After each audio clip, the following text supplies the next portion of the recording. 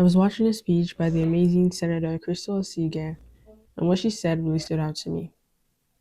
Remember, if all you see is all you see, then you don't see all there is to be seen. But how exactly do we even see things?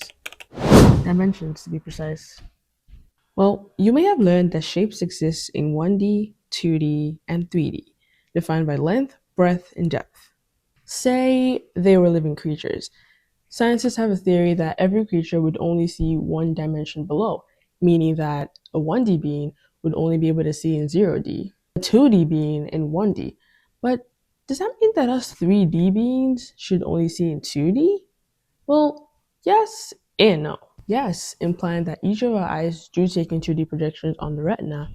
No, implying that our brains are so complex that they perceive these 2D projections as 3D, giving us the ability to perceive depth, the foundation of 3D vision. But how? See, light rays reflect off objects and hit the retina, which turns them into electrical signals the brain interprets using depth cues. Some cues need one eye, others need both. It's kind of like knowing a plate of food is hot without eating it.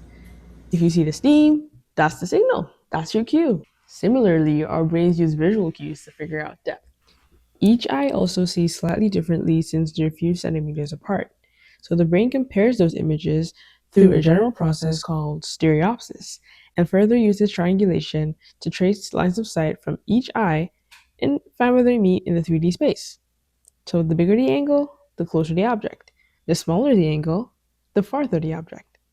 So when Crystal said that, it hit me because our vision proves it. Our brains let us see more than just flat images. And in life too, there's always more that meets the eye.